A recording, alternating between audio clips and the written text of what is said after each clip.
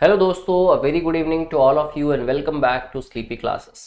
आज की इस वीडियो में एक नया पैसेज जो कि डिपेंड करता है मॉनसून के ऊपर भी और साथ में क्लाइमेट चेंज के इम्पैक्ट्स, स्पेशली इंडिया की हम बात करेंगे और उसके ऊपर आपके पास दो फॉलोइंग क्वेश्चंस भी हैं। तो बड़े ध्यान से आप पैसेज को रीड आउट करें, उसको कॉम्प्रिहेंड करें और दो फॉलोइंग क्वेश्चंस जो हैं, जैसा कि हमने 2024 के एग्जाम में सी सेट में पैटर्न देखा, ज्यादातर पैसेजेस के बाद दो क्वेश्चंस थे। उसी पैटर्न पे क्वेश्चन आज का है। स्टार्ट करते हैं दोस्तों पैसेज रीडिंग को। और आई रिपीट माई सेल्फ, बड़े ध्यान से आपको पढ़ना और कॉम्प्रिहेंड करना, ठीक है। तो to begin with, in the very first line it is well said, for India the monsoon is more than just a seasonal shift in weather। इससे भी कई ज्यादा है। क्यों है वो पैसेज के अंदर क्लियरली सब चीजें आप पढ़ेंगे। It's a life line. Now how These annual wind reversals bring whiter rain, क्योंकि ऑब्वियसली मॉनसून है तो रेन की बात होगी, transforming the parched landscapes into flourishing tapestry of greens। जितने भी सूखी पड़ी हुई लैंड्स होती हैं वो फ्लरिश हो जाती है फिर से और वहां ग्रीनरी हो जाती है बहुत ज्यादा। और the monsoons impact is most profound on agriculture as. क्यों इतना प्रोफाउंड है?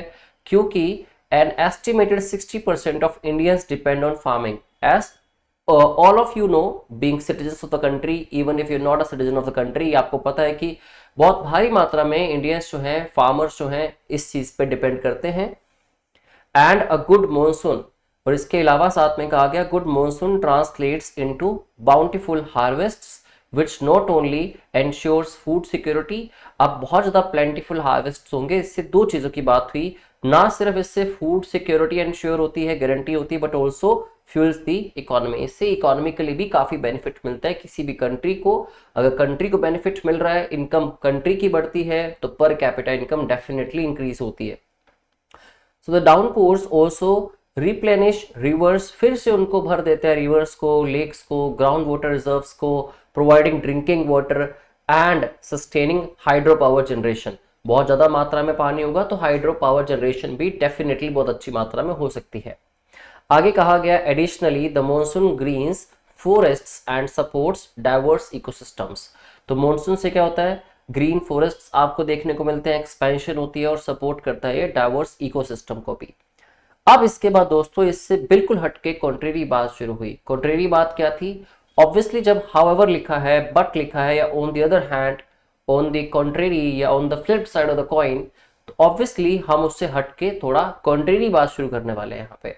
और मैं आपको शायद पहले भी कुछ वीडियोस में कह चुका हूं कि जहां पे भी हाउएवर, बट या येट इस तरह के वर्ड्स आते हैं, योर फोकस शुड इंक्रीज। क्योंकि अगर वो इंफॉर्मेशन प्रोवाइड की गई है, there must be some relevance, और उसके ऊपर भी मेजरली क्वेश्चंस पूछे जा सकते हैं आपसे।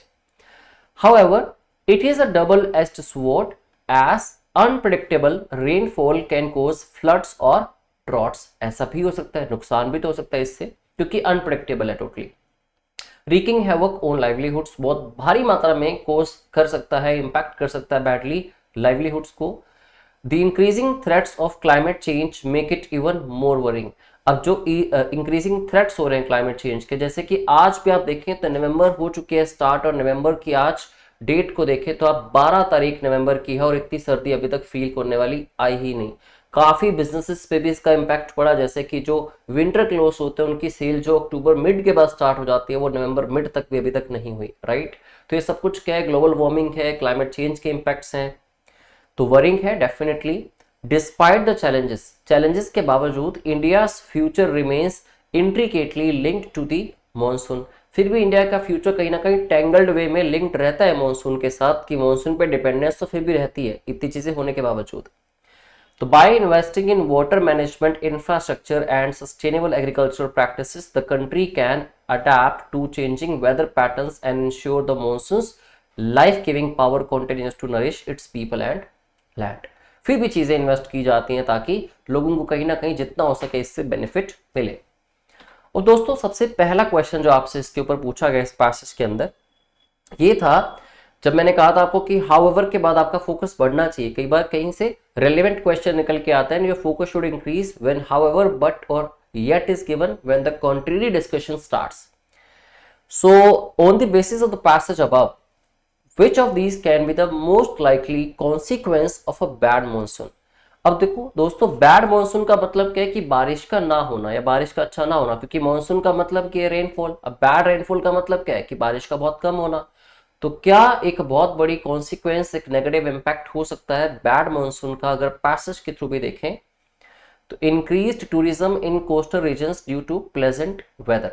अब दोस्तों फर्स्ट ऑप्शन बिल्कुल ही इनकरेक्ट हो जाता है। क्यों? क्योंकि अगर हम कोस्टल रीजन्स की प्लेजेंट वेदर की वजह से इंक्रीज टूरिज्म की बात करें तो बैड मानसून की वजह से तो ये इंपैक्ट्स उल्टा क्या होंगे, नेगेटिव होंगे। तो लोग, वेदर बहुत अच्छा नहीं होगा, मानसून बहुत कम होगा, तो वहां पे लोग नहीं जाएंगे। और दूसरी बात, इस पहले ऑप्शन जो बात की गई टूरिज्म की बात पूरे पूरे कॉन्टेक्स्ट के अंदर कहीं पे भी नहीं की गई। चाहे उस वे से सोचिए आप, चाहे इस वे से सोचिए, आउट ऑफ द कॉन्टेक्स्ट आके भी, कि जब बैड मॉनसून होगा, वेदर बहुत अच्छा नहीं होगा, फॉरेस्ट एक्सपेंशन नहीं होगी, फ्लरिश नहीं हो पाएगी, लैंड्स जितना भी लैंडस्केप जो पार्शल पड़ा होगा, ठीक है, तो ऑब्वियसली टूरिज्म बहुत ज्यादा नहीं बढ़ेगा इससे।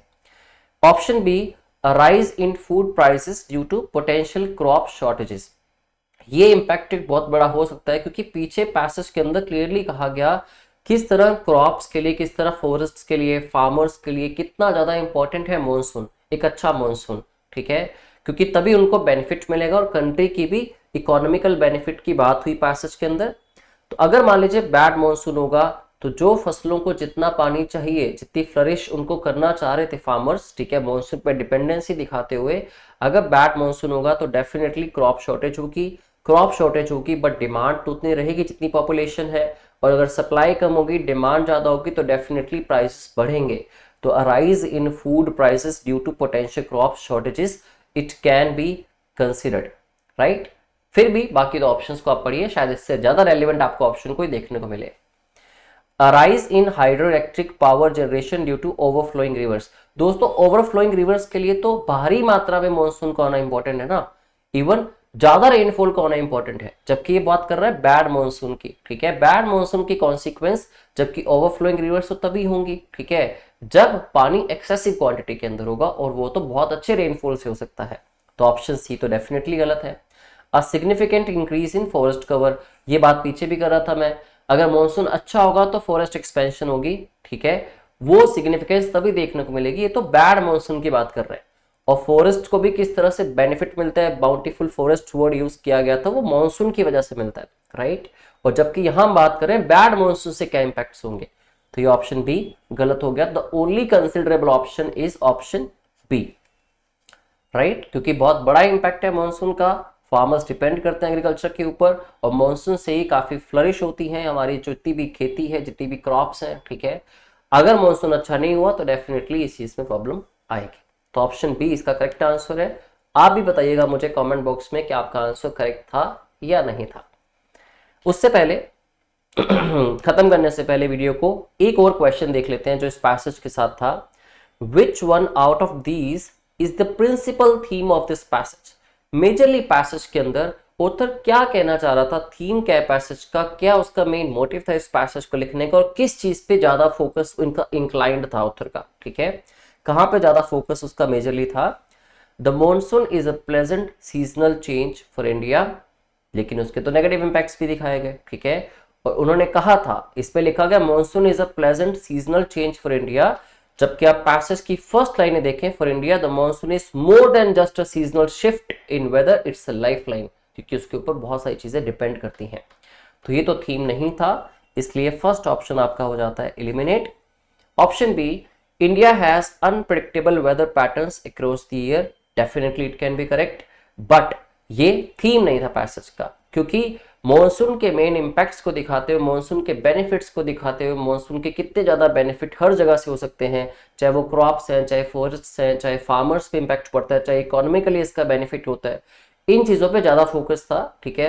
रिप्लेनिश करना रिवर्स को, या फिर वाटर रिजर्व्स को, या फिर लेक्स को, उन चीजों पे ज्यादा फोकस था ऑथर का। ये डेफिनेटली थीम नहीं हो सकता पैसेज का, जिस वजह से ऑथर ने इस पैसेज को लिखा। Option C, the monsoon is a vital source of water for India, definitely vital source क्या होता है, मॉनसून होता है, तो मॉनसून के वन ऑफ द बेनिफिट्स में ये बेनिफिट बहुत ही रेलिवेंट है, क्योंकि इस वाटर जो सोर्स ऑफ वाटर है मॉनसून, उसके ही सारे के सारे बेनिफिट्स अगर आप देखें तो first part of the passage जो 60% कवर करता है उसमें यही बताया गया था, ठीक है। आप हर लाइन में पढ़ें तो उसके इम्पैक्ट को बताया गया, क्यों मोस्ट प्रोफाउंड है, क्योंकि एग्रीकल्चर में 60% लोग इंडिया के डिपेंड करते हैं फार्मिंग के ऊपर। Good monsoon translate bountiful harvest, जिसपे श्योरिटी ना सिर्फ फूड सिक्योरिटी की होती है जबकि इकोनॉमी को भी फील किया जाता है। डाउनपोर्स रिप्लेनिश कर देते हैं रिवर्स को, लेक्स को, ग्राउंड वाटर रिजर्व्स को। कितने ही बेनिफिट्स बताए गए, तो डेफिनेटली सी ऑप्शन कंसिडरेबल है। डी ऑप्शन को भी पढ़ लीजिए आप एक बार। Sustainable practices can eliminate the negative impact of the monsoon, a theme नहीं था, ठीक है। ये सेकंड क्वेश्चन जो था कि अगर बैड मॉनसून हो, ठीक है, तो उसके लिए क्या चीजें करी जा सकती हैं, क्या एडवाइजेबल होगा, क्या ऑथर का एक सॉर्ट ऑफ एडवाइस है, सजेशन है, क्या ऑथर की एक इम्प्लीकेशन है। तो इसलिए ऑप्शन दोस्तों करेक्ट नहीं होगा। Option C will be the right answer to this question. जो एक्चुअल थीम था, एक्चुअल थीम का मतलब ये होता है कि एक्सप्लिसिटली आपको क्या दिखता है कि ऑथर का मैक्सिमम फोकस पैसेज के किस पार्ट पे था, किन मेन मुद्दों को बात की गई उस पे, और पॉजिटिव चीजों की बात ज्यादा की गई है, नेगेटिव चीजों की बात ज्यादा की गई। तो तारीफ में शायद 80% लिखा है, लेकिन बैड मॉनसून के साथ क्या चीजें हो सकती हैं वो शायद 20% पार्ट था। तो थीम तो ऑप्शन सी पॉजिटिव ही एक ऑप्शन बन सकती है, राइट। तो इसी के साथ हम लोग इस पैसेज को फिनिश करते हैं आज, एंड आई होप आपके दोनों क्वेश्चंस के आंसर करेक्ट हुए होंगे। येट मैं कमेंट बॉक्स में वेट करूंगा आपके आंसर की, आपने बताना है कि आपका आंसर करेक्ट हुआ या नहीं। Okay, I wish you all very happy day, और अपना दिन बहुत अच्छे से स्पेंड कीजिए। प्रीलिम्स बहुत पास है, रिलैक्स रहिए, साथ में पढ़ाई भी 7 से 8 घंटा अपनी कम से कम जारी रखिए। Okay, so have a good day and wish you all the best. Thank you very much.